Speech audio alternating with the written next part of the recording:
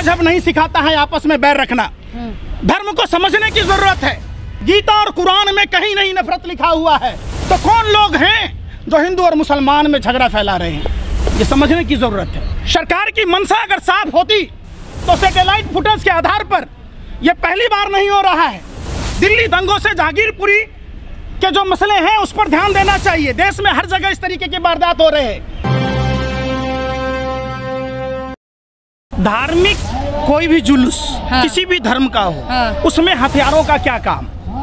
अगर स्थानीय प्रशासन उसको अनुमति देता है तो स्थानीय प्रशासन की जवाबदेही होती है कि उस जो शोभा यात्रा है उसका सही रूप से संचालन हो। दूसरी बात कि जब शासक ही मुर्गा लड़ाने का काम करेगा तो अमन भाईचारा कैसे कायम होगा। कौन लोग थे? एक बार की शोभा यात्रा हुई, दूसरी बार की हुई, तीसरी बार में हादसे क्यों हुए? फिर तीसरी बात, खरगोन में भी आपने देखा होगा, जिस आदमी की बिजली की करंट लगने से दोनों हाथ कट गए और उस आदमी का एफआईआर में नाम दर्ज नहीं था, फिर भी उसके घर को बुलडोजर से तोड़ दिया गया। क्या जिस आदमी के पैर में रड था, जो लंगड़ा आदमी था, हाथों में हथकड़ी थी, वो रिवर्स में भाग रहा था और पुलिस ने उसको काउंटर कर दिया कि अपार सफलता के बाद खरगोन में देखा गया कि जिनके दोनों हाथ कटे हुए थे बिजली के करंट लगने से, वो आदमी दोनों हाथों से शोभा यात्रा पर पत्थर बरसा रहा था। देखिए पिक्चर साफ है। सैटेलाइट की फुटेज ये बताती है कि सेकंड की सुई कहां पर है। सैटेलाइट की फुटेज ये बताती है कि किसान उत्तर प्रदेश में, हरियाणा में, पश्चिम उत्तर प्रदेश में किन खेतों में पराली जलता है तो दिल्ली में प्रदूषण होता है। तो क्या सैटेलाइट ये नहीं बताता है? आप हमको बताइए, क्या उस सैटेलाइट के फुटेज का नहीं खंगालना चाहिए?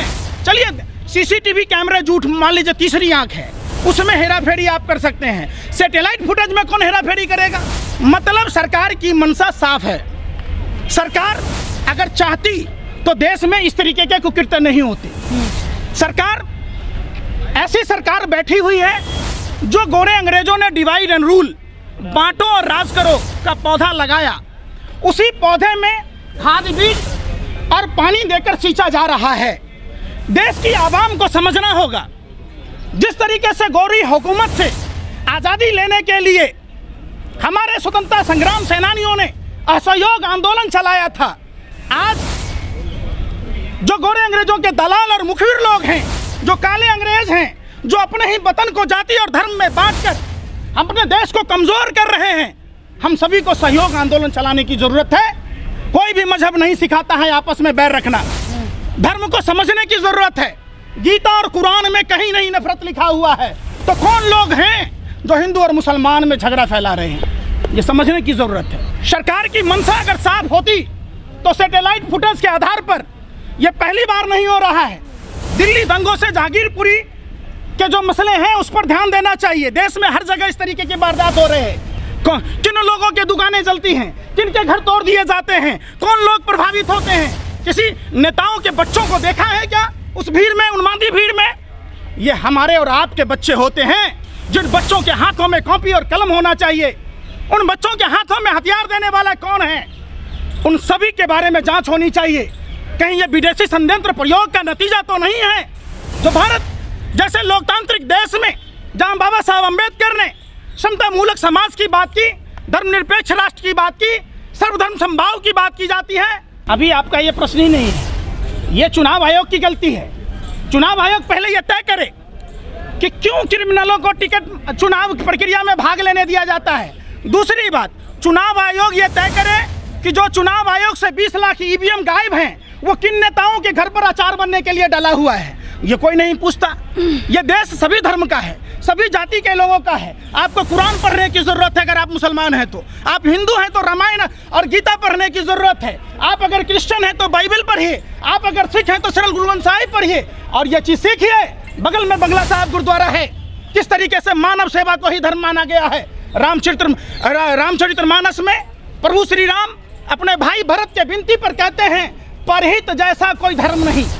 परहित को धर्म मानते हुए भगवान सूर्यदेव अपने दिव्य ज्योति से आलोकित करते हैं। वायु सांस देती है, ये पेड़ जो वायु देती है जिससे आप जीवित रहते हैं, चंद्रमा शीतलता प्रदान करती है, पानी जीवन जीने की कला सिखाती है।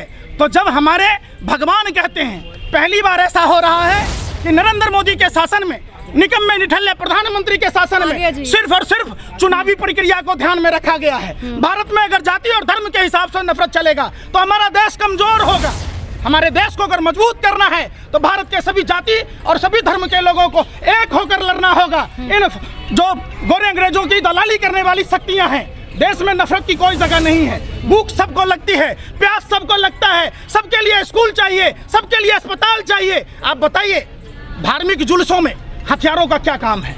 आप जैसे दलालों ने, भरवों ने देश में गंदगी बो दी है।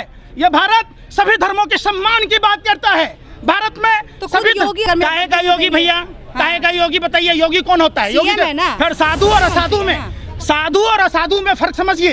अगर आपको फर्क नहीं मालूम तो जाके रामचरितमानस पढ़िए। जो दूसरों के लिए जीता है, जो दूसरों को समान नजर से देखता है, जो असमानता से देखता है, और साधु नहीं हो सकता है। यह हमारे प्रभु श्री राम ने कहा है।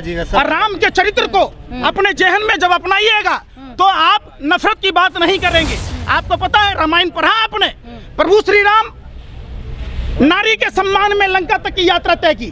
प्रभु श्री राम मातृदेवो भव पितृदेवो को पूरा किया। उनके पिता मौन थे, सौतेली माँ के कहीं ने कहा तो राजपाट छोड़कर उन्होंने वनवास किया, भगवा वस्त्र पहना। ये थे हमारे प्रभु श्री राम। देश को कमजोर किया जा रहा है और ये सारी चीजों की घटना अगर सरकार चाहती तो सैटेलाइट फुटेज के आधार पर दूध का दूध, पानी का पानी हो। लेकिन सवाल सुनिए रहा, अरे मसाला मत लगाइए। 5 ग्राम सवाल तो पूछ रहा हूँ ना, 5 ग्राम कोर्डियल क्रूज जहाज पर क्या वहाँ तक रक्षक नहीं थे? क्या वहाँ जांच अधिकारी नहीं थे? शाहरुख खान का बेटा आर्यन खान चूंकि कोर्डियल क्रूज जहाज में था तो 5 ग्राम हेरोइन पर नागिन डांस कर रहे थे। अडानी के पोर्ट पर जो 30,000 टन पकड़ा गया, 2-2 कंटेनर, आप कहाँ थे? आप बताइए। अरे सुन तो लो बेशर्मो, आप यूपी के रायबरेली में, सुनो पहले, सुनो, वो भी हिंदू है। अरे सुनो, सुन नहीं रहे, सुनो पहले।